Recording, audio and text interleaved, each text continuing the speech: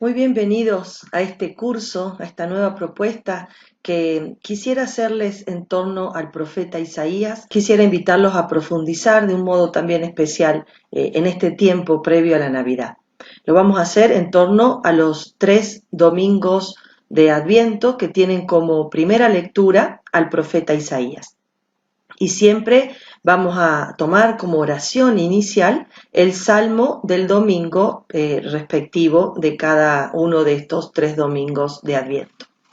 Entonces vamos inmediatamente a compartir juntos este curso y lo vamos a hacer entonces con el Salmo 80 en los versículos 2 a 8, que es el salmo que nos propone la liturgia en el primer domingo de Adviento, como escuchamos ayer. En el nombre del Padre, del Hijo y del Espíritu Santo. Amén.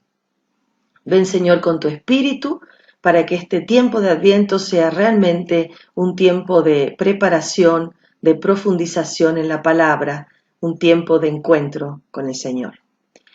Así dice el Salmo 80, versículos 2 al 8. Escucha, pastor de Israel, tú que guías a José como a un rebaño, tú que tienes el trono sobre los querubines, resplandece entre Efraín, Benjamín y Manasés. Reafirma tu poder y ven a salvarnos. Restáuranos, Dios de los ejércitos, que brille tu rostro y seremos salvados. Señor, Dios de los ejércitos, ¿hasta cuándo durará tu enojo a pesar de las súplicas de tu pueblo? Les diste de comer un pan de lágrimas, les hiciste beber lágrimas a raudales, nos entregaste a la disputa de nuestros vecinos, y nuestros enemigos se burlan de nosotros. Restáuranos, Señor de los ejércitos, que brille tu rostro y seremos salvados.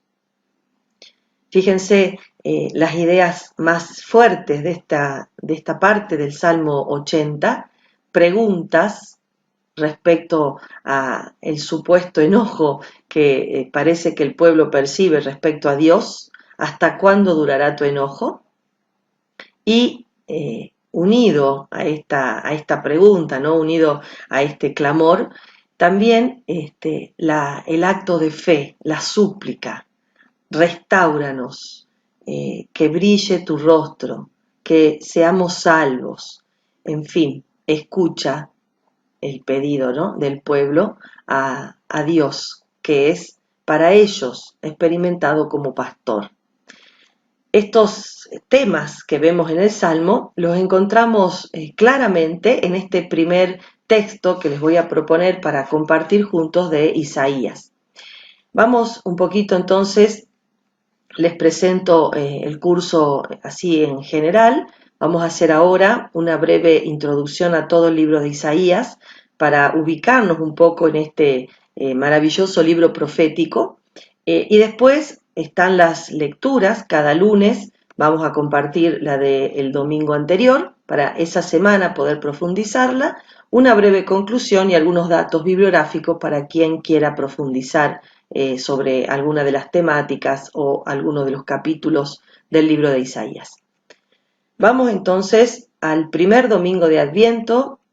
Tú eres nuestro Padre, así lo he titulado, a partir de Isaías 63 y 64. Fíjense que el texto de Isaías es el más citado, el más aludido en todo el Nuevo Testamento, cerca de 590 referencias en 23 libros del Antiguo Testamento. Así que esta presencia tan clara, ¿no?, por el uso del libro de Isaías, se funda sobre todo en las características literarias y teológicas de la obra. Una de las cualidades más notables es el contenido del mensaje. El libro de Isaías expone una teología de la salvación que Dios realiza mediante sus intervenciones en los acontecimientos de la historia, y entonces esta peculiaridad teológica, podríamos decir, se va resolviendo en diferentes secciones del libro hasta el mismo nombre del profeta Isaías significa la salvación es del Señor, la salvación es de Yahvé, así que hasta el mismo nombre del profeta habla de esta salvación que él se procura poner como intermediario frente a Dios y al pueblo. Entonces el libro de Isaías todo proclama un mensaje de salvación, un mensaje de esperanza, pero también por ahí un mensaje de juicio. No todo anda bien y las circunstancias así lo demuestran. El pueblo de Israel ha experimentado distintas opresiones a nivel político, económico, militar, de los distintos imperios, por ejemplo, del asirio, del babilónico, del persa, y entonces, aunque con características diversas, estos imperios practicaron políticas expansionistas que atentaban contra la independencia y contra la paz de Israel y de Judá. Y entonces, hasta ante las amenazas que implicaban esta invasión y esta dominación de aquellos imperios, el libro afirma la necesidad de mantener la confianza en el Señor, que siempre interviene en el momento oportuno para salvar a su pueblo. Desde los comienzos, la Iglesia creyó que el libro de Isaías anunciaba esta redención y por eso la redención tiene que ver con Jesús.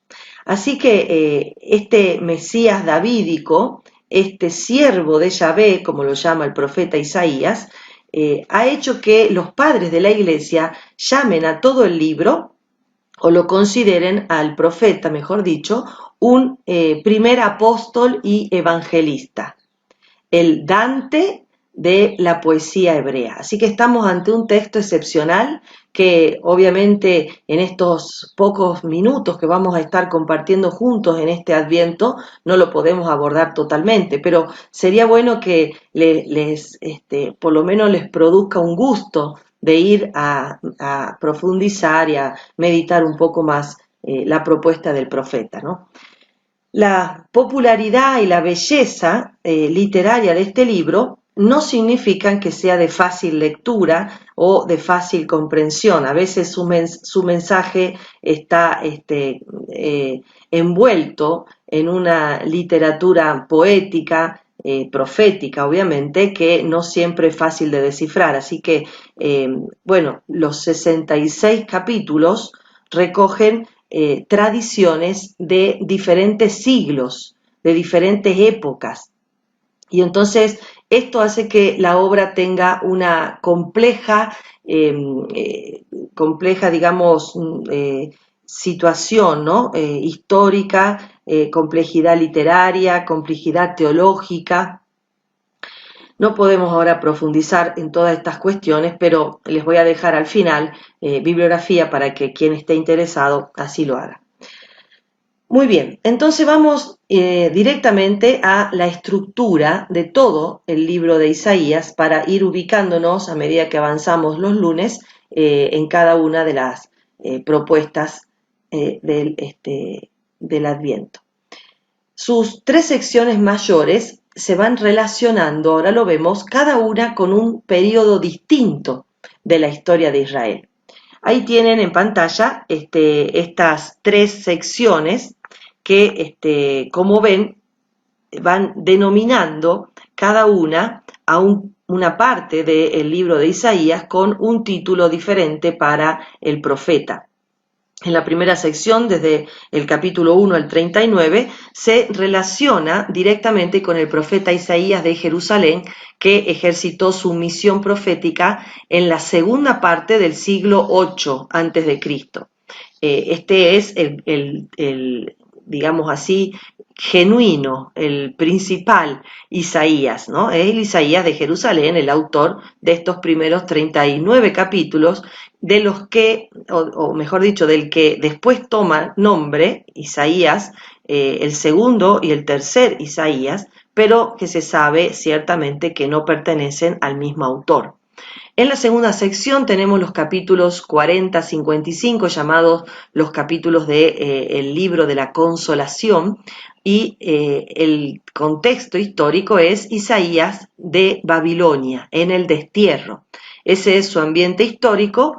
En el año 587 a 538, el pueblo de Israel fue deportado a Babilonia, y en ese contexto se escriben estos capítulos del 40 al 55.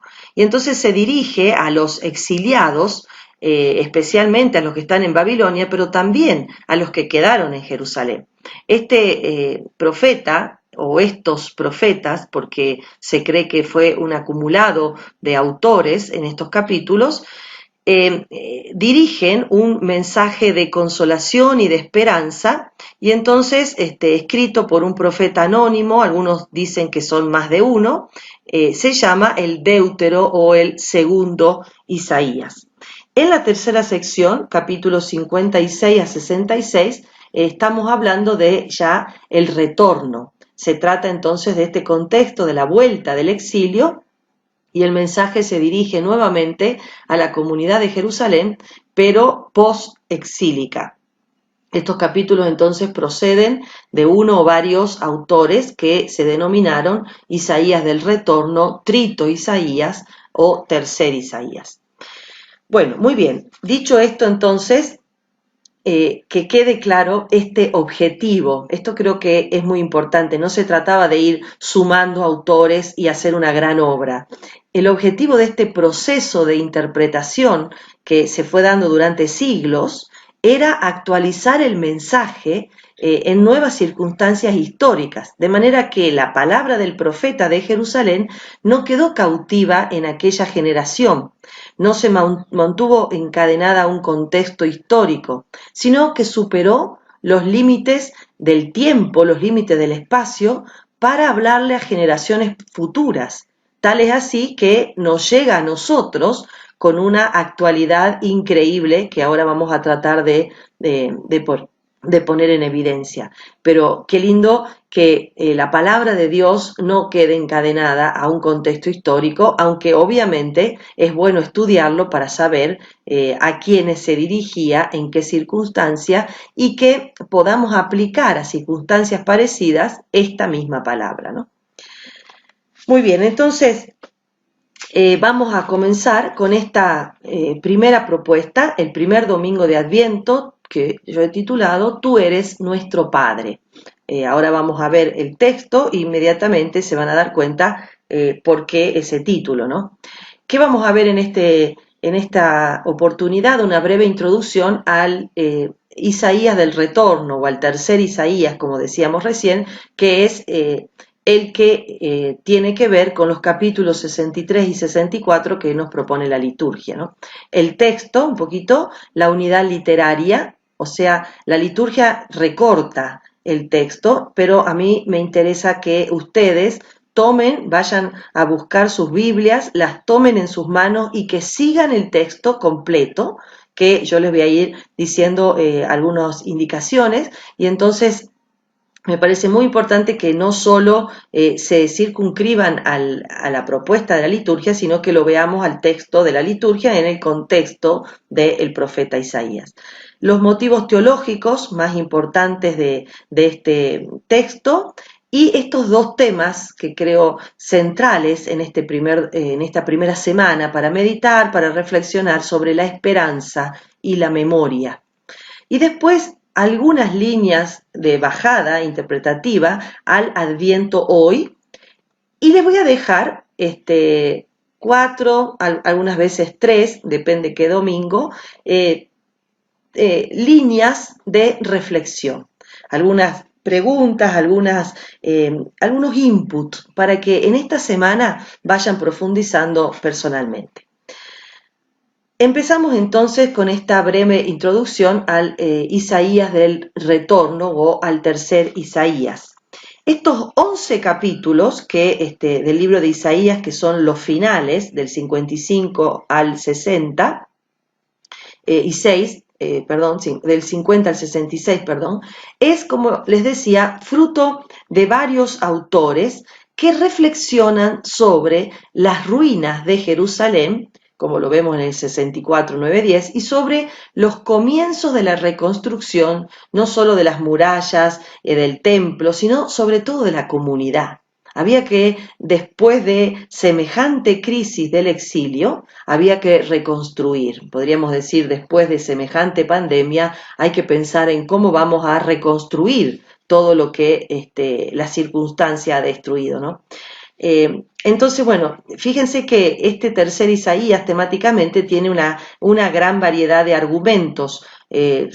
Trata, por ejemplo, ¿no? Así suelto, les digo algunos temas: el templo, los extranjeros, el ayuno, las divisiones internas de la comunidad, los pobres, bueno, tantos temas que hay en esta tercera parte. Históricamente, el periodo que va desde el final del destierro, que gracias, como saben, al edicto de Ciro, que está en Esdras y en Segunda Crónica, y a la construcción de la obra, de la ciudad, del templo, de las murallas, de parte de Nehemías y de Esdras, es bastante poco conocido, ¿no? Una obra increíble la que hicieron Esdras y Nehemías, pero no es tan popular, digamos así, tan conocida.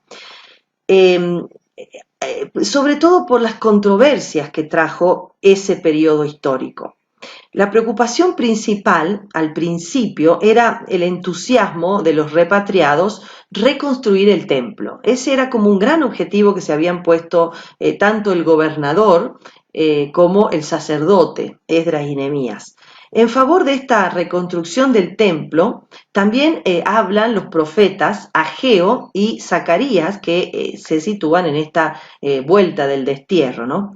Sin embargo, las miserables situaciones económicas en las que se encontraban hacían que avancen lentamente las construcciones, y entonces se iban disputando además los ciudadanos de Jerusalén, de Judá, quién había quedado en Palestina, quién se había ido, quiénes se habían adueñado de las tierras de los que estaban en el exilio.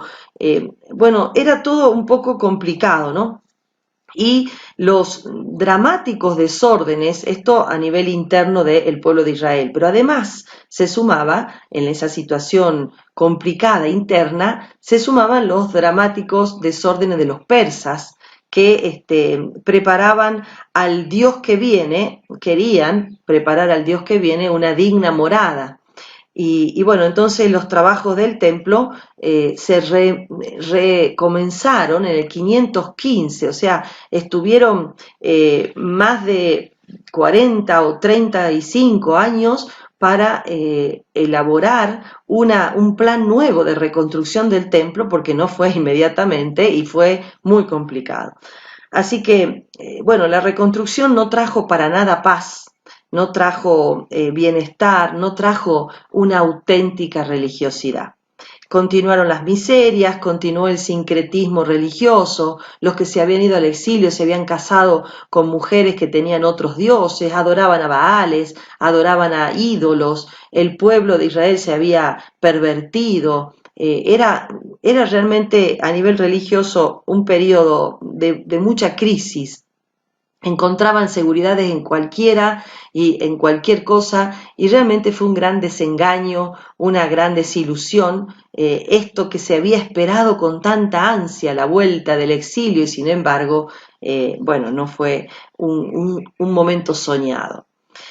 Se produjo un cambio de ambiente, y entonces los entusiastas de los primeros tiempos, apenas producido el destierro, se iban desmoralizando, veían que no era tan sencilla la reconstrucción y los objetivos planteados, en fin, una situación que no era tan soñada como esperaban.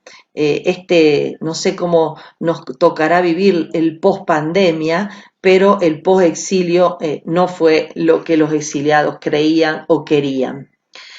Literariamente, el tercer Isaías es muy similar al segundo Isaías, pero tiene más o menos aproximadamente unos 50 años de formación, así que medio siglo para formarse, dice de varios periodos, ¿no? Porque en aquellos tiempos, 10 años, 15, 20, no eran pocos, iban cambiando las generaciones, muchos de los que volvieron no conocían la Tierra Santa, eran hijos de hijos, y así entonces se volvió todo un poco más complicado. Teológicamente no es un texto muy unitario, dan respuestas contrarias sobre algunos temas. Los invito a que lo lean a todo el cuerpo del profeta Isaías, los 66 capítulos, pero si no pueden, por lo menos en esta semana, lean desde el 50 al 66, que es la propuesta que nos hace la liturgia, ¿no? Prevalece en general entonces digamos así, una búsqueda de argumentos que superen esta distancia entre lo prometido y la realización de la promesa, ¿no? Dios le había prometido la vuelta al exilio, Ciro prometía mucho, pero había que ver a la hora de los bifes, decimos nosotros, la realización concreta de todas estas promesas, ¿no? Entonces se augura un éxodo, perdón, en el mismo lugar, es decir, una sincera conversión, un decidido cambio de costumbres. El profeta ya va tendiendo hacia el final del libro, no tanto a dar respuesta a la situación histórica, política, social concreta, sino que exhorta al pueblo a que este retorno no sea solamente geográfico o histórico, sino que este retorno sea en sí mismo una conversión. Y entonces esto es un gran desafío, ¿no? Una gran propuesta, yo creo, para este tiempo de Adviento, que así como el tercer Isaías invitaba a retornar a Dios, a convertirse, a girar, si es que hemos apartado nuestro camino de Él, a redescubrirlo a Él. Así también creo que los tiempos fuertes de la liturgia, como pueden ser el Adviento, nos invitan a hacer. Entonces, a ver, preguntarnos, ¿no? ¿Qué costumbres, qué hay que cambiar, qué hay que convertir hoy, ahora, en la situación en la que estamos, con el contexto que también estamos? Bueno, vamos entonces a abordar nuestro texto. Isaías capítulo 63, 16b a 8, es de 64:8 lo que nos propone la liturgia. Solamente lo que está pintado de amarillo es lo que se ha leído en la misa. Pero lo completé con los versículos faltantes del capítulo 64 para que nos quede un texto un poquito más unificado. Dice así: Tú, Señor, eres nuestro Padre. Y por eso mi título, Tú eres nuestro Padre. Y esto es lo más importante que quisiera rescatar en esta primer semana. Nuestro Redentor es tu nombre desde siempre. ¿Por qué, Señor, nos desvías de tus caminos y endureces nuestros corazones para que dejen de temerte? Vuelve por amor a tus servidores y a las tribus de tu herencia. Como el fuego enciende un matorral, como el fuego hace hervir el agua. Así manifestarías tu nombre a tus adversarios y las naciones temblarían ante ti. Cuando hiciste portentos inesperados que nadie había escuchado jamás, ningún oído oyó, ningún ojo vio a otro Dios fuera de ti que hiciera tales cosas por los que esperan en él. Tú vas al encuentro de los que practican la justicia y se acuerdan de tus caminos. Tú estás irritado, y nosotros hemos pecado desde siempre, fuimos rebelde contra ti. Nos hemos convertido en una cosa impura. Toda nuestra justicia es como un trago sucio. Nos hemos marchitado como el follaje y nuestras culpas nos arrasan como el viento. No hay nadie que invoque tu nombre, nadie que despierte para aferrarse a ti. Miren qué fuerte esto. Nadie que despierte para aferrarse a ti, para volver a vos, para convertirse. Porque tú nos ocultaste tu rostro, Dios el culpable, y nos pusimos a merced de nuestras culpas. Pero tú, Señor, eres nuestro Padre. Nosotros somos la arcilla y tú nuestro alfarero. Todos somos la obra de tus manos. No te irrites, Señor, hasta el exceso. No te acuerdes para siempre de las culpas. Mira que todos nosotros somos tu pueblo. Un texto corto, pero muy fuerte, ¿no? Muy profundo, muy lleno de, de propuestas, de propuestas. Vamos a acercarnos un poco. La unidad de todo el texto, y esto es lo que les propondría que lean en esta oportunidad, es Isaías 63, versículo 7 a 64, 11. Esa sería la unidad completa, en la que encontraremos una introducción solemne en el versículo 7, una retrospectiva histórica del 8 al 14, que no lo leemos en la liturgia en esta oportunidad, y la liturgia nos propone directamente la petición final para una pronta salvación. Eso es lo que vemos presente en versículos 15 del 63 al 64, 11. Entonces, esa sería la unidad literaria completa. La historia del Señor con su pueblo, una oración y las consecuencias de esa oración. Fíjense que nuestro texto, el que elige la liturgia para esta semana, toma un poco de la oración y un poco de presentar la consecuencia de cómo estaba el pueblo después de haber faltado a la, digamos, a la fidelidad al Señor. Muy bien, vamos entonces a profundizar en los motivos teológicos de nuestro texto. Lo primero que creo que es muy decidor, muy elocuente en esta oportunidad son estas preguntas angustiadas que hace el pueblo. Ahora las vemos. El segundo motivo, la apelación al argumento de sangre, tú eres nuestro Padre. Y el tercero, muy importante, la fuerza del recuerdo, lo que ayuda el recuerdo en los momentos de angustia. Vamos entonces a abordar cada uno de estos tres temas teológicos que creo son los más presentes en esta propuesta litúrgica. La situación entonces tan profunda de sufrimiento, de angustia que estaban viviendo los exiliados, motiva una serie de preguntas angustiantes y angustiadas.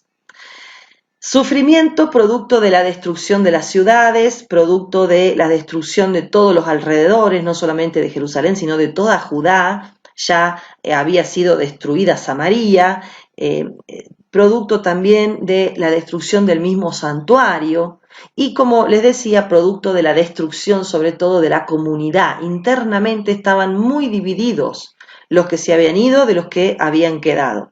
Todo estaba desolado, todo estaba desértico, todo estaba pisoteado, el templo lo habían incendiado. Así que imagínense la situación, ¿no? Que había quedado después de la ruina de Jerusalén en el 587. Lo cual significaba una situación de miseria que llevaba sin duda a una pérdida de esperanza. Esta pérdida de esperanza, en el fondo era, el pueblo había creído que Yahvé era su padre. De hecho lo era, pero la fe había puesto su ancla en esa verdad. Yahvé es nuestro padre. Y entonces ahora se siente abandonado. ¿Cómo puede ser que un padre abandone a sus hijos y lo haga encima en un momento difícil, en el momento de la peor situación histórica que vivió el pueblo de Israel, como fue el exilio? ¿Cómo puede ser que nadie invoque su santo nombre o que, peor, como dice el versículo 8 del 64 que acabamos de leer, Dios esconda su rostro? Y entonces esta situación es lo que les hacía perder la esperanza. Entonces lo que se busca en este tercer Isaías es reavivar el compromiso sobre todo del Señor para con su pueblo. El profeta intenta moverlo a Dios, mover su compasión, mover su corazón y bueno, y lo hace a través de distintos métodos que ahora vamos a ver porque son palabra de Dios y de alguna manera el profeta nos enseña cómo hacer con un Dios que aparentemente está callado o está escondido o no hace nada. Y entonces, bueno, en estas circunstancias, lo que el pueblo en boca del profeta de alguna manera hace es una acusación. Lo están acusando al mismo Dios como responsable de los males presentes. Las preguntas que el profeta hace podrían resumirse en una sola. ¿Hasta cuándo será retenida tu misericordia? Y este verbo retener, apak en hebreo, expresa una tensión violenta entre quien quiere, quien sabe o quien siente poder hacer algo, pero que a pesar de esto, por alguna razón, no se decide hacerlo. Esto quiere decir retener, tener la posibilidad de cambiar la situación, pero por algo no hacer nada. Y entonces, esto es muy fuerte porque en la historia del pueblo de Israel no es la primera vez que pasa esto, que Dios retiene o que algún otro personaje de la historia bíblica retiene su dato, lo que sabe, o su sentimiento, lo que siente, o su voluntad, lo que quiere. Pensemos, ¿se acuerdan la historia de José? La historia de José que está narrada en los capítulos finales del libro del Génesis. En el capítulo 43 usa este mismo verbo, apak, cuando se acuerdan que los hermanos habían traicionado a José y cuando ya José está con ellos y sabe que son sus hermanos, ellos no saben que José es su hermano, pero dice el texto en el versículo 43, versículo 30 y 31 dice que José retiene el deseo de revelarse al hermano menor Benjamín. Retiene el deseo. Y finalmente, cuando ya dice no se puede contener más, entonces ahí reconoce frente a sus hermanos quién es él. O sea, hay una voluntad de retener la identidad en José. Después también está esta aparición de este verbo en el capítulo 5 de Esther, cuando Amán, por razones tácticas, también contiene su ira, retiene su ira frente a Mardoqueo. Solamente en Isaías 42:14 dice, yo permanecí callado mucho tiempo, guardé silencio y me contuve, ahí está el verbo, ahora gimo como una parturienta, me sofoco y estoy jadeante. Se emplea el verbo en relación a Yahvé. En todo el libro de Isaías lo hace, aparte de nuestro texto, Isaías 42:14 sería en el segundo Isaías. Y entonces, ¿por qué? Para afirmar que Dios ha esperado mucho tiempo, quizás porque era necesario que el pueblo aprendiera algunas cosas, o sea, por una razón pedagógica, pero finalmente no soporta más el pueblo la opresión y Dios tampoco el clamor de su pueblo, y entonces se levanta como un guerrero valiente y hace salir de las tinieblas a Israel. Es decir que ahí en Isaías 42 da la causa, lo retiene Dios al auxilio para que el pueblo aprenda.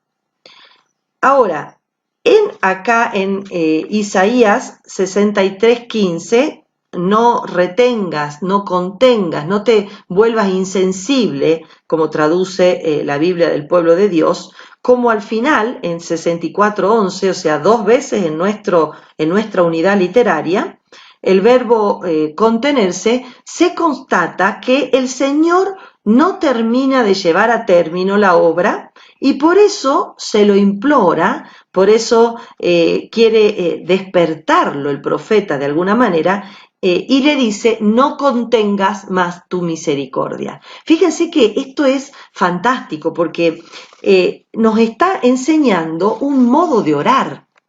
En el fondo, el profeta cree en la misericordia de Dios y por eso le dice, no la contengas más. No sigas callado, no sigas sin demostrar quién eres. Y entonces nos enseñan todas estas preguntas angustiadas que puestas en Dios, nos enseñan un modo de orar. A veces es necesario preguntarle a Dios, ¿hasta cuándo, Señor? ¿Por qué seguís callado? ¿Por qué no haces algo? Tanto te estamos suplicando, pidiendo, ¿qué querés con todo esto? ¿Por qué no actuás?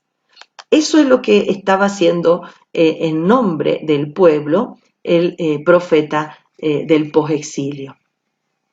Segundo argumento, la apelación de sangre, y este quizás es más fuerte y más contundente, ¿no?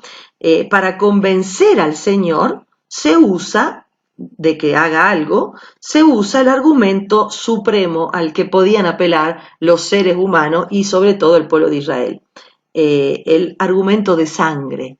Tú eres nuestro Padre, tú eres mi Padre, en mis venas corre tu sangre.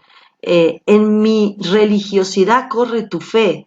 Entonces, ¿qué pasa que no actúas como padre? ¿No? Eso un poco les reclama el profeta.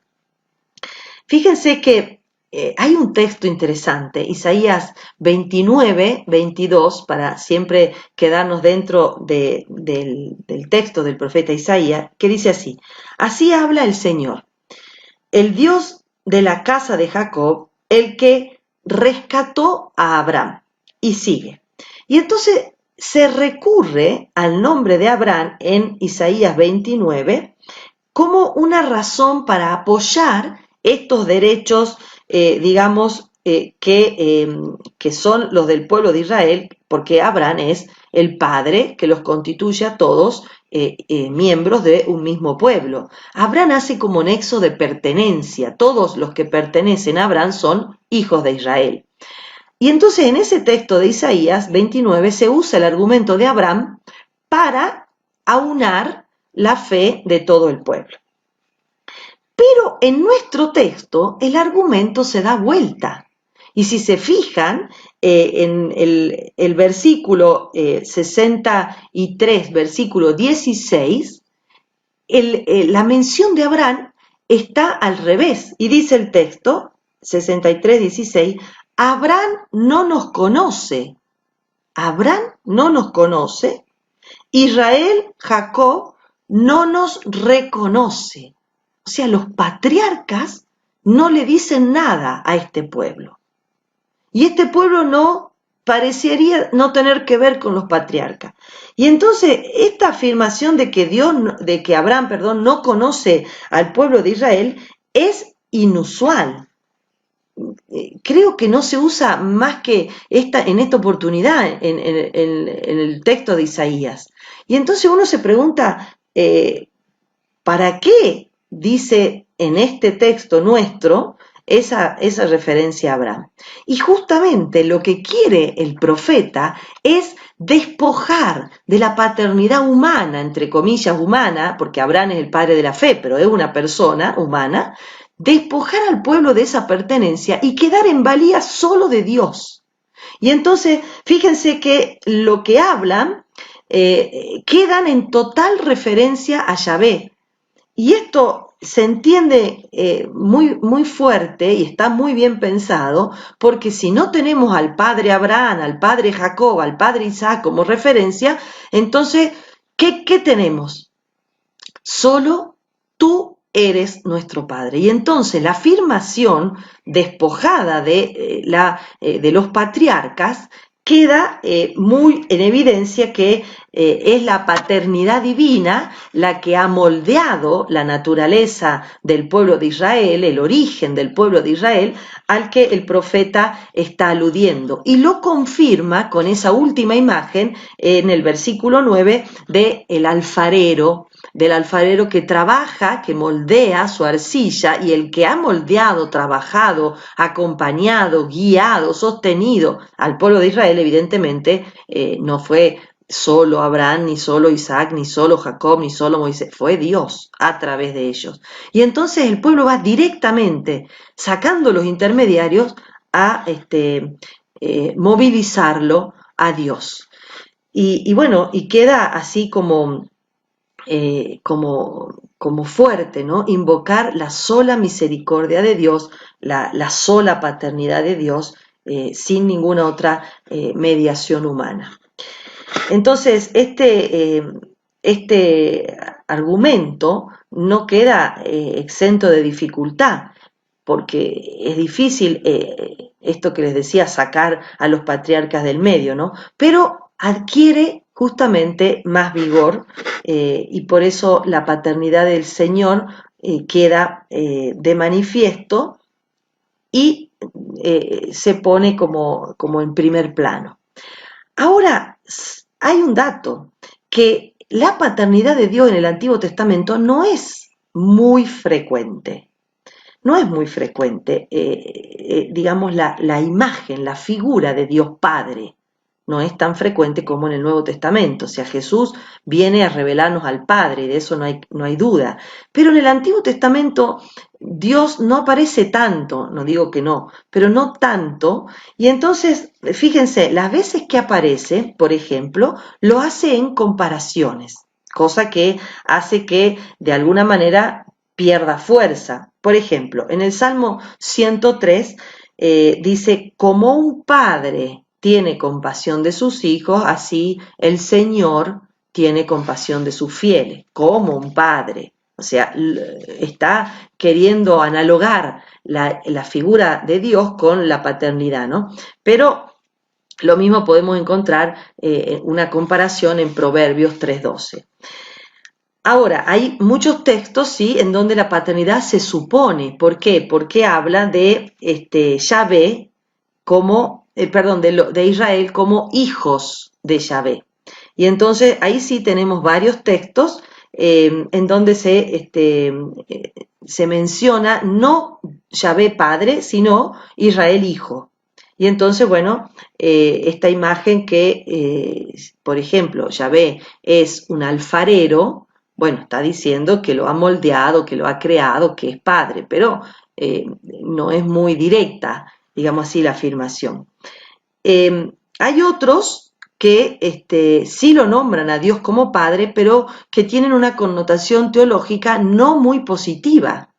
Y esto empeora un poco la cosa, ¿no? Porque las veces, si son pocas las veces que se habla de Dios como Padre y encima la mayoría o lo hace comparando o lo hace aludiendo a los hijos o lo hace negativamente, la figura del Padre en el Antiguo Testamento no estaba muy subrayada, ¿no? Fíjense, después ustedes buscan estos textos, los analizan, los oran, para que vayan metiéndose en este mundo de tú eres nuestro Padre, de esta primera semana. Pero fíjense que, por ejemplo, Deuteronomio, ¿no? 32, como Malaquías 2, tanto Moisés como el profeta recurren a la paternidad divina, pero para exhortar al pueblo a la obediencia. Se estaban portando mal. Y entonces el padre es como el principio de autoridad que, bueno, que no hay que ilusionarse de que va a dejar pasar todo, al contrario, Moisés y el profeta Malaquías exhortan al pueblo a obedecerlo al Padre. Y entonces, por ejemplo, ¿no? También Jeremías, versículo 4, se habla del Padre, capítulo 3, para evitar el castigo merecido. También se había portado mal el pueblo. En el versículo 19 de Jeremías, el Señor expresa su desilusión como padre, está desilusionado del mal comportamiento, de la desobediencia, de la infidelidad de su pueblo. Y bueno, y en Malaquías 1, Yahvé funda su autoridad también en esta figura de la paternidad. Solamente, miren todos los textos que hay, pero solamente Jeremías 31:9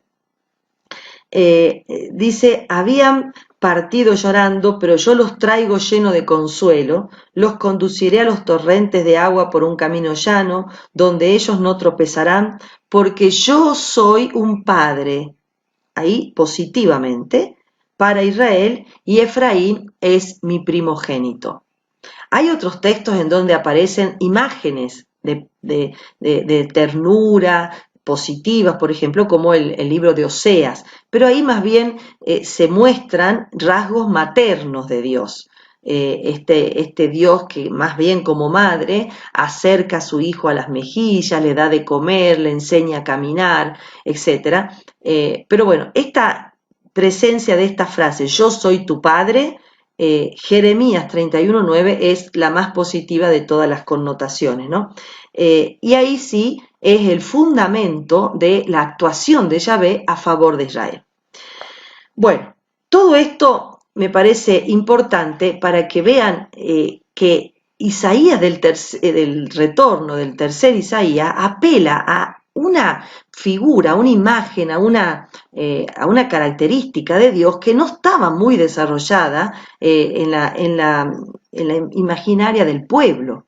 Así que si tuviéramos que ponerle un sinónimo, esto de ser padre, el mismo profeta Isaías dice, tú eres nuestro rescatador, sería la traducción así más literal, desde siempre. Vos sos el que desde siempre nos rescataste.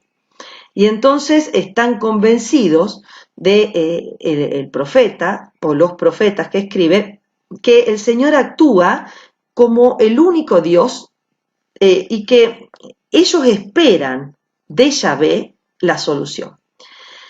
La dramática, entonces, invocación de Isaías 63, versículo 16 de 64:7, no son tan fáciles, porque quizás haya que ver un cierto chantaje en estos versículos, ¿no? Apelan a la paternidad, pero para moverlo, para chantajearlo a Dios, para que actúe. Eso dicen muchos de los autores que estudian estos textos, que si bien es positiva la afirmación de que tú eres nuestro Padre, pero quizás tenga una doble intención y no sea muy desinteresada la alusión al Padre. Porque es poca la alusión que hay a la culpa del pueblo, a la desobediencia, a la infidelidad del pueblo, y más bien que reconocer su propia culpa, la actual, lo que hace sí en el versículo 4, 5 es apelar a la culpa de los antepasados. Pero es fácil, vieron, sacarse la responsabilidad propia y otro tuvo la culpa. Eso ya pasa desde Adán y Eva, ¿no? La mujer que me diste por esposa, bueno. La generación actual, en cambio, es la que está recordando la promesa. No se acuerda mucho de su mala actuación, sino la promesa, el compromiso de Dios para con ellos, ¿no? Y entonces, bueno, esto parece que más que apelar a la ternura del padre, está medio chantajeándolo y en realidad acusándolo. Sirve esta expresión, tú eres nuestro padre, para acusarlo de que no está haciendo nada a pesar de ser el padre. Y entonces, yo creo que esto puede ser, pero a mí me parece que además de esta interpretación, que es la de varios autores que yo he leído, esto de dónde quedaron tus celos, dónde quedó tu compasión, dónde quedó tu fuerza, dónde quedó tu misericordia, todo esto no son otra cosa que desarrollar o demostrar, mostrar la otra cara de la misma moneda, que es esta. No te acuerdes de quién somos nosotros. Recuerda quién eres tú. No pongas el acento en lo que nosotros hicimos, cómo nos comportamos, cómo fuimos infieles, cómo fuimos idolátricos, cómo te cambiamos por otros dioses. No, de eso no te acuerdes, no mires eso. Mírate a vos mismo, mirá tu identidad, mirá quién soy y cómo sos. Sos padre, sos redentor, sos artesano, sos alfarero, sos rescatador. Actúa. Y entonces esto es como dejar en manos de Dios toda la responsabilidad de la transformación de la situación difícil. A mí me gusta verlo así y creo que es posible. Bueno, el tercer argumento teológico, motivo teológico, es esta magnanimidad de Yahvé. Recordar, mejor dicho, esta magnanimidad de Yahvé. Tener presente el recuerdo. Fíjense que este verbo recordar articula en 4 momentos de nuestra unidad literaria, articula el texto. Así que es muy fuerte esta exhortación o este pedido de recordar. Fíjense, en Isaías 63:7, uno de los versículos de nuestro texto, dice claramente el profeta que recuerda la magnanimidad de Yahvé para alabarlo. Dice, recordaré los favores del Señor, alabaré sus proezas por todo el bien que nos ha hecho. Este versículo 7 no está dentro de los que la liturgia nos propone, pero yo creo que es fundamental, por eso les decía, leer la unidad completa, porque ahí empieza lo que tenemos que hacer para salir de esta situación. No solo preguntar angustiado, que está muy bien, no solo aludir a la paternidad de Dios, que está muy bien, sino también recordar. Y este recuerdo nos ayuda a sostener la situación presente compleja, complicada, de tribulación. ¿Qué es lo que hay que recordar? En primer lugar, la magnanimidad de Yahvé. Así, ¿se acuerdan? Lo hicieron en el Éxodo 15, el pueblo de Israel cuando salía de Egipto y atravesaba el Mar Rojo, ¿no? Y recordaban los prodigios, las obras portentosas que Dios había hecho para con ellos, y eso los hacía ir para adelante. Otro versículo, el versículo 11, tampoco incluido en el texto de la liturgia de este domingo, pero recuerda lindos momentos, dice el versículo 11, en los que el pueblo gozaba del favor y de la protección divina. Y entonces ahí, fíjense, en ese contexto del recuerdo de la cercanía de Dios, del Dios sensiblemente cercano, presente, tangible, que es lo que no está pasando en este momento, del que el profeta ora, en ese momento se hace referencia a Moisés.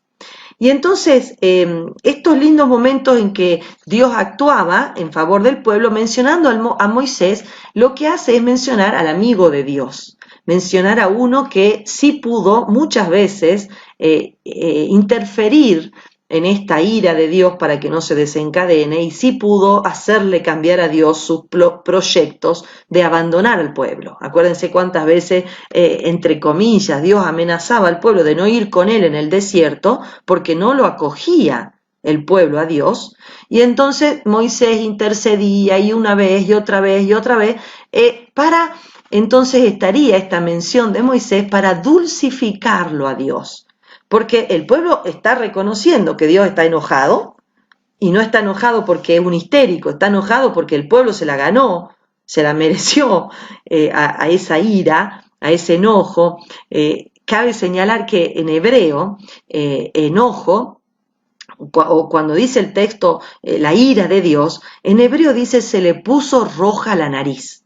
Así dice el hebreo, se le puso roja la nariz, que la Biblia traduce Dios tiene ira o cólera o está enojado, pero en realidad es un antropomorfismo, una forma de decir que Dios se le ponga roja la nariz, ¿a dónde está la nariz de Dios? O sea, es una manera antropomórfica de decir que Dios está molesto, el pueblo percibe eso.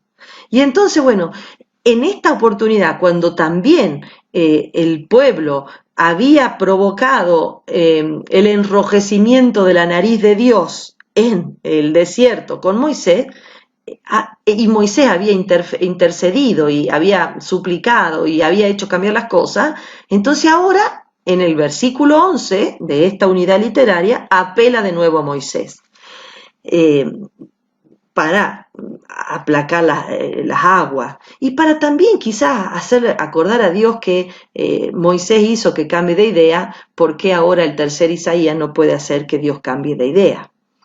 Bueno, otro texto que este sí está más cercano a nuestra propuesta de este domingo, el versículo 4 de 64:4, tú vas al encuentro de los que practican la justicia, dice, y se acuerdan de tus caminos. Ahí fíjense que hay un problema difícil textual a la hora de traducir. Ustedes capaz que tengan otra traducción, yo saqué esta que les digo de Shekel, porque el verbo ir al encuentro tiene más bien una connotación negativa, que es asaltar. Cuando uno sorprende a alguien, asalta a alguien, este es el significado del verbo hebreo. Y entonces la idea sería que Dios sorprende, se presenta así como negativamente, sorprende con su corrección. Dios sorprende con su enojo. Sorprende, algunos pueden decir, con su castigo, o pueden sentir esto, no es que Dios castigue, pero el pueblo experimenta eso. Y a veces a nosotros también nos viene esa sensación de que todo esto es un castigo divino. Yo he escuchado, no sé si ustedes, varias personas que han hecho esa lectura, equivocada por cierto, pero bueno, es lícito manifestar lo que uno siente y piensa, ¿no? Y entonces este versículo 4 del 64 estaría expresando estos sentimientos de culpa que de alguna manera tiene el pueblo, generado no tanto por la conciencia de pecado, sino por la punición, que bien no alcanza a entender por qué Dios la realiza, pero bueno, está claramente sintiendo el pueblo que Dios está castigándolo. El versículo 8 de 64 vuelve este tema del recuerdo, pero ahora para exhortar a Dios, dice así el versículo 8, no te acuerdes para siempre de las culpas, no te acuerdes, o sea, le agrega la negativa, no te acuerdes. Y entonces esto, que tiene claramente sujeto a Dios, es una exhortación a Yahvé a que no se irrite, a que no recuerde las culpas para que no se enoje más. Bueno, este panorama del tema del recuerdo es muy importante. Fíjense de qué sí hay que acordarse y de qué no hay que acordarse. Hay que sí acordarse de lo magnánime que es Dios, de los lindos momentos vividos con Dios, y no hay que acordarse de las culpas, de los pecados, de lo que le hace irritar a Dios.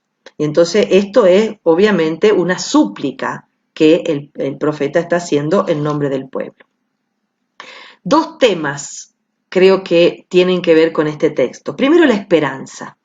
La esperanza se presenta como el sentimiento y la convicción que nos permite, primero, mirar hacia las cosas futuras como si fueran presentes. Y entonces, si la apertura temporal se centrase solamente en el futuro, estaría en riesgo no vivir más con los pies sobre la tierra. No podemos vivir mirando solo el futuro y evadiendo el presente, ¿no? Y entonces perdernos en fantasías, no. Tampoco con ilusión, porque la ilusión es la expectativa, ¿no?, de las cosas y eventos que no tienen probabilidad de concretarse.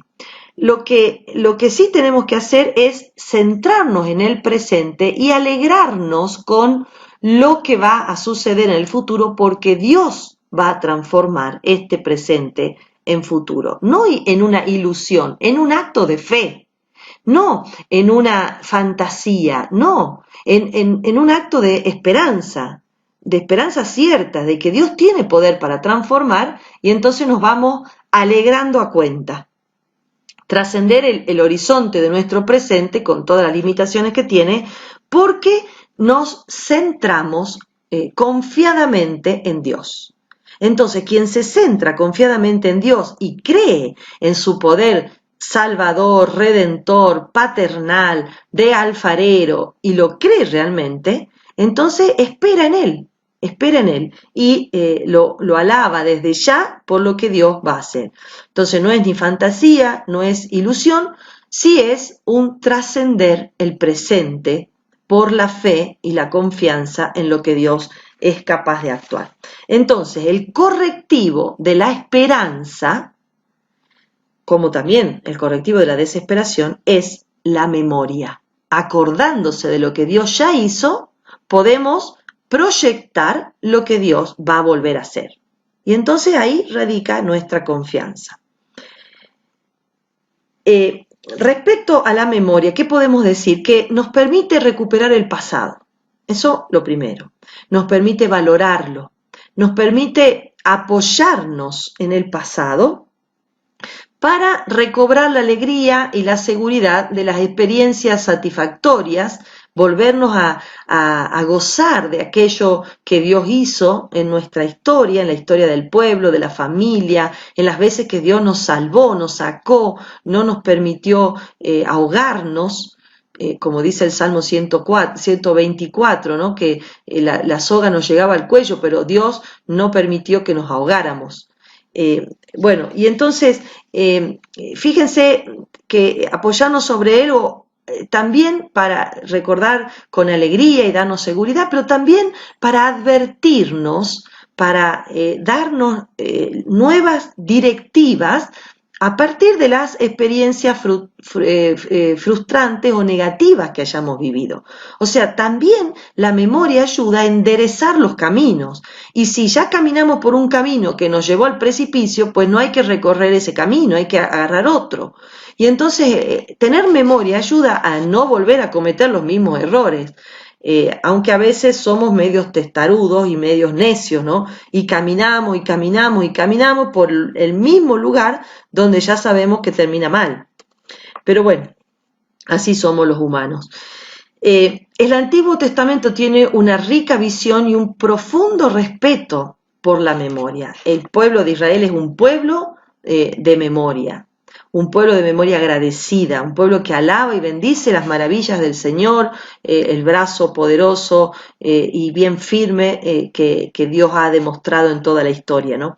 Lo tenemos que como memoria, ¿no? La constitución del pueblo y sobre todo la memoria del vínculo entre Dios e Israel que está apoyado en la alianza de la cual Dios se acuerda en los momentos críticos del pueblo.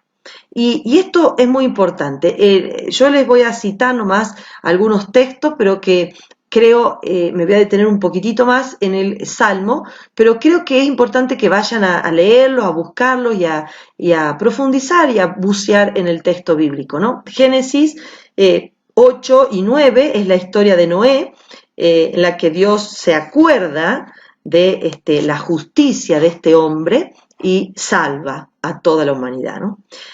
Después Éxodo 2, 24, Dios que interviene también a favor del pueblo, acordándose de la alianza que había hecho con Abraham, con Jacob, con Isaac y con Moisés, en el capítulo 32 de Éxodo, que, como les decía, Moisés que evita el escarmiento, la punición que Dios tenía pensado para con el pueblo, y entonces Moisés apela a la alianza.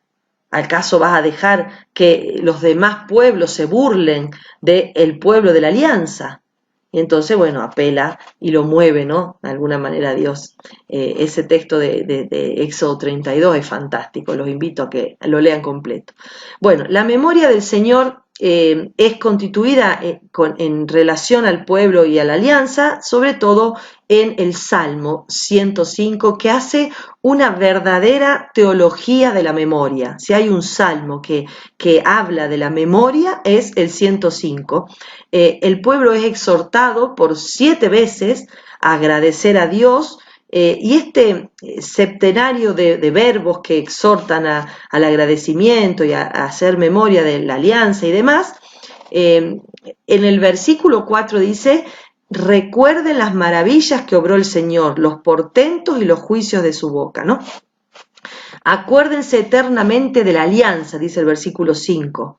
de la alianza, de la palabra que Dios dio por 1000 generaciones, del pacto que selló con Abraham, del juramento que hizo con Isaac.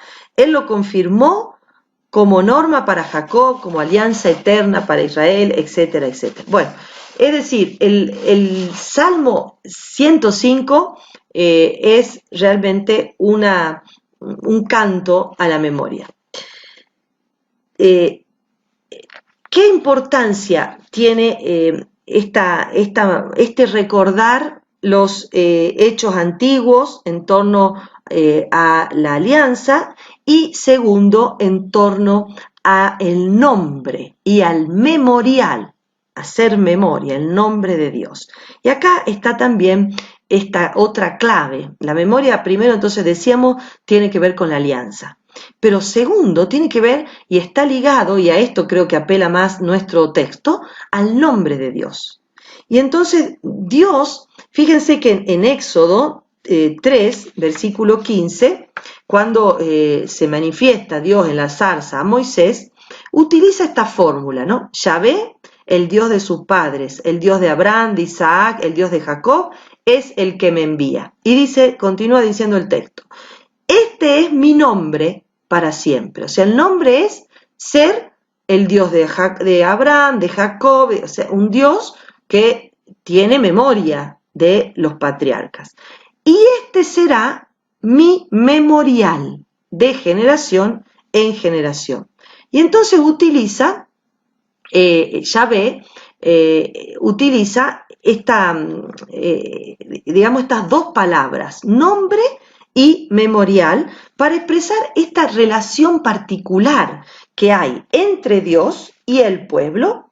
Y entonces sería como decir, el nombre de Dios es el que ha provocado y producido todos esos milagros con todos los patriarcas, es el que continúa siendo fiel a sí mismo, ese es su nombre, estar siempre, ser el que es siempre, acompañar siempre.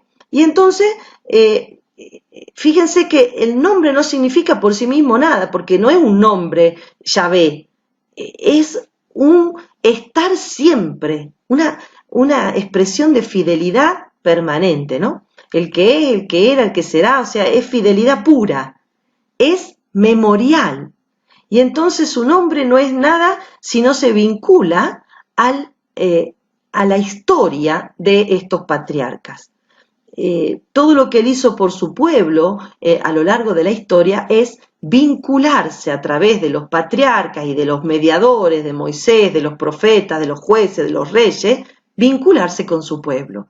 Esto es memorial de generación en generación. Y esto es fantástico porque tiene que ver con la memoria de un Dios que no se olvida quién es. Y entonces la importancia de estos hechos salvíficos que lo definen a Dios se condensa en una fórmula de fe. Recuerda, esa es la fórmula, que estuviste esclavo en Egipto.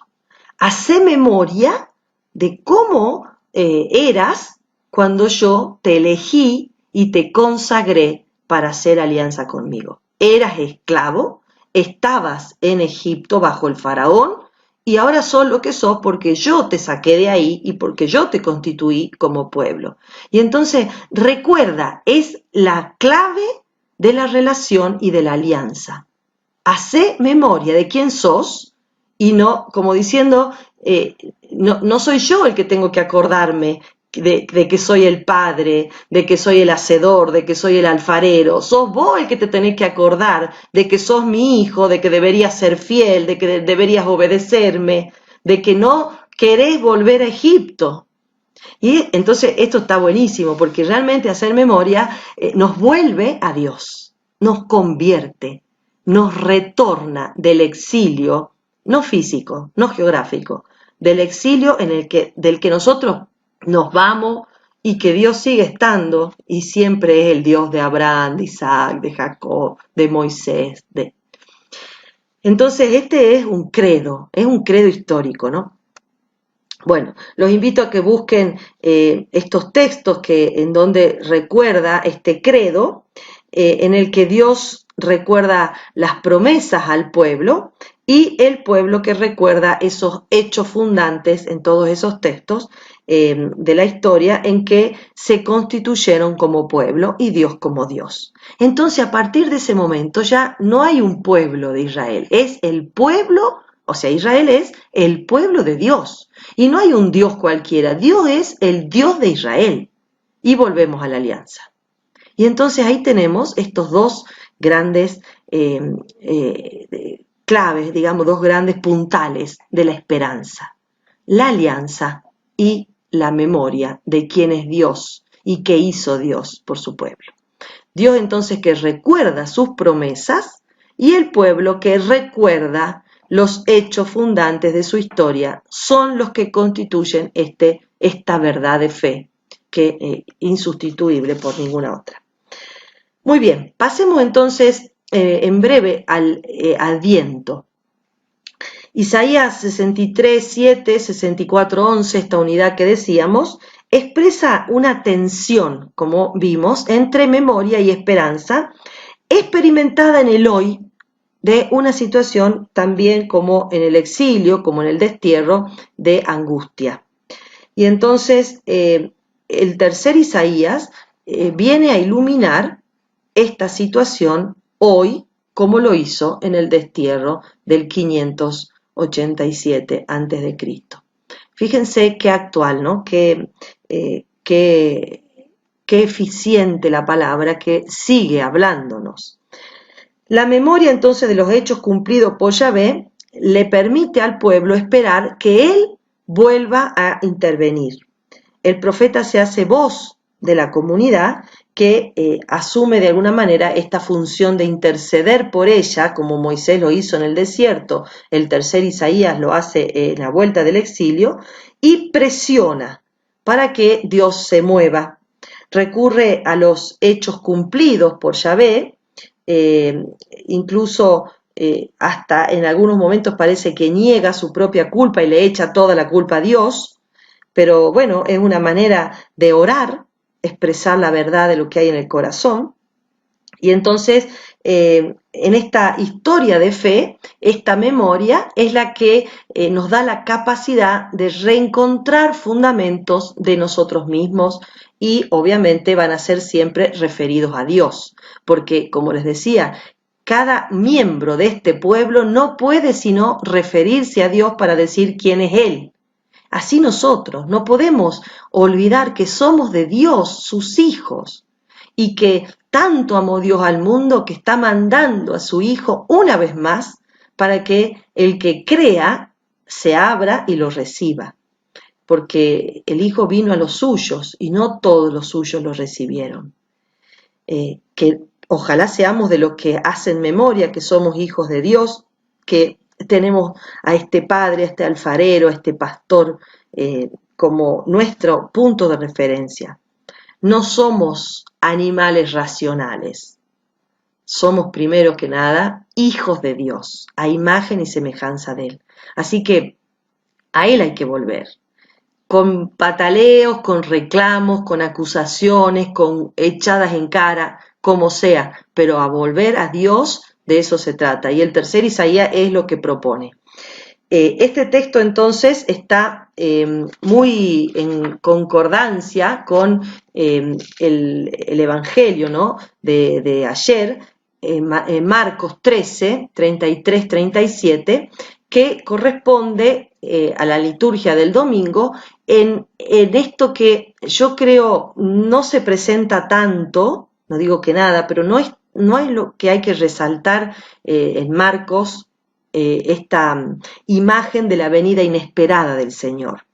Está presente, sí, pero esto es una línea más bien apocalíptica que a mí me parece que más bien nos enseña que la vida humana, tanto el tercer Isaías, este capítulo 63 y 64, como el texto de Marcos 13, que era el texto de ayer, nos enseña que la vida humana siempre que se la viva como una continuidad, que recuerda, que hace memoria, que reinterpreta el presente y que se fía en las manos de Dios del futuro, siempre que interprete en continuidad su propia historia, es Adviento.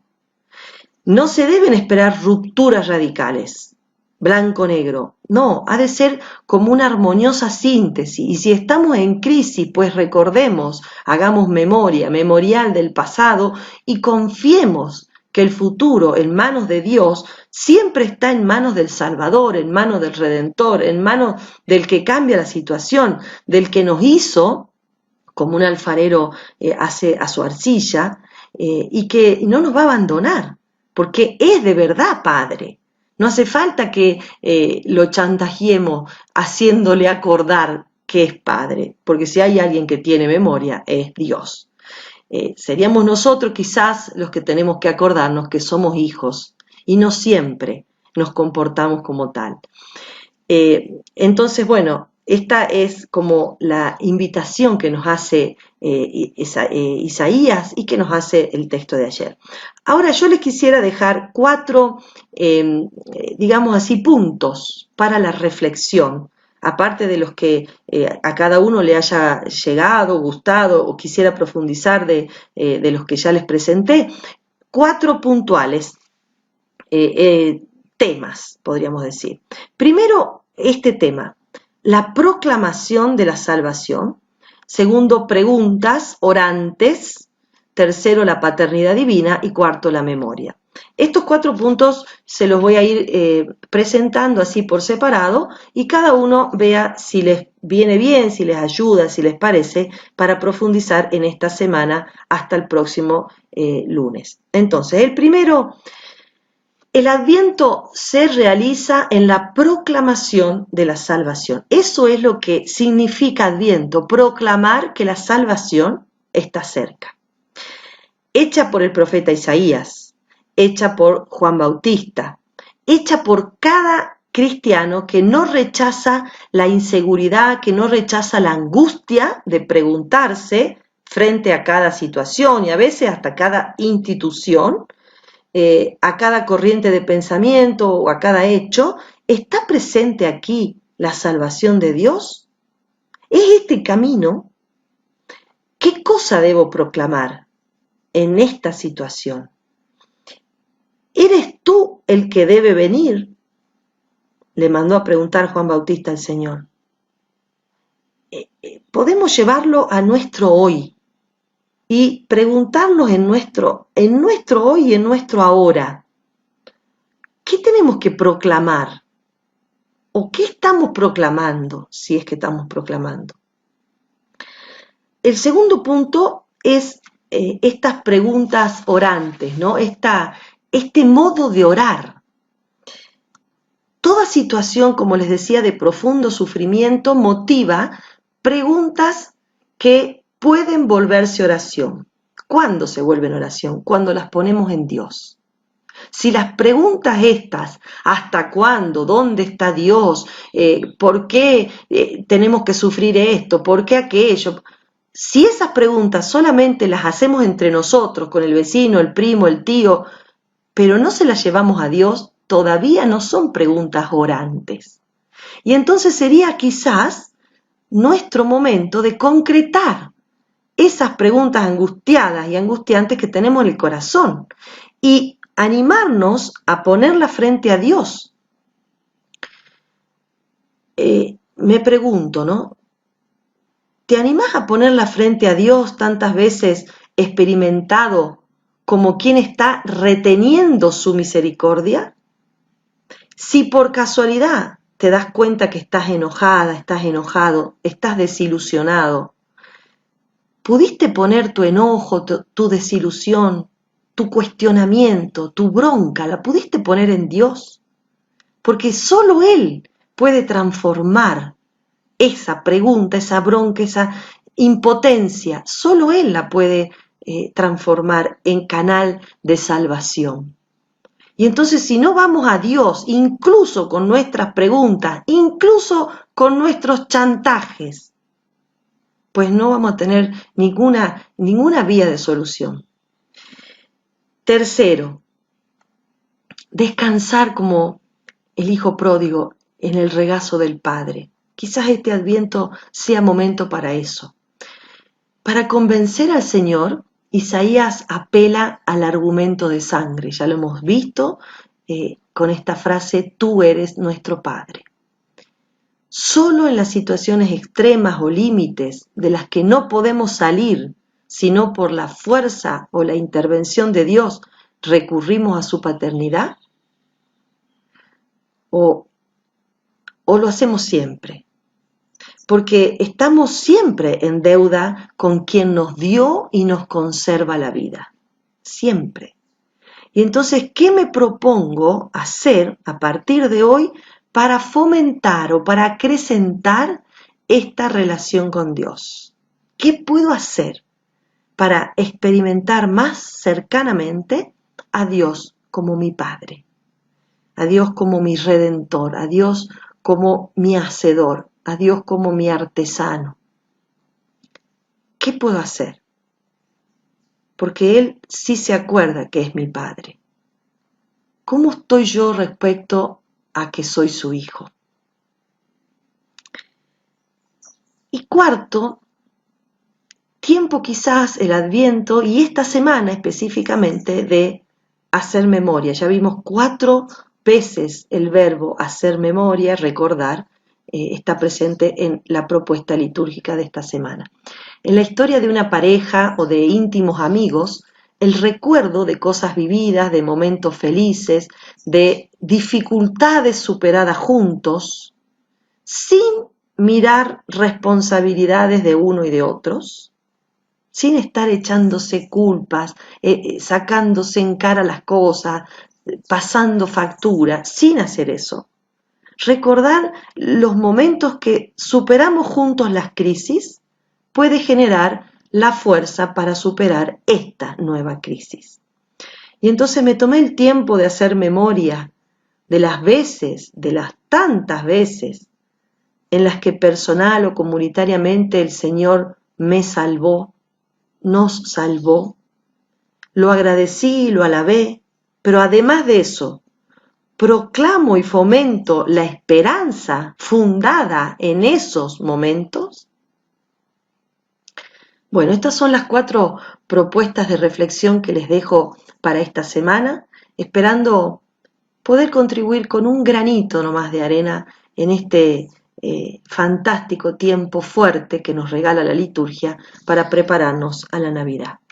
Que María, ella que conservaba y meditaba todo, quizás incluso algunas preguntas angustiantes que ella tendría en su corazón, nos enseñe a llevar todo a Dios, nos enseñe a gestar en nuestro corazón y en nuestra historia una relación con Dios más madura, más creyente, más profunda.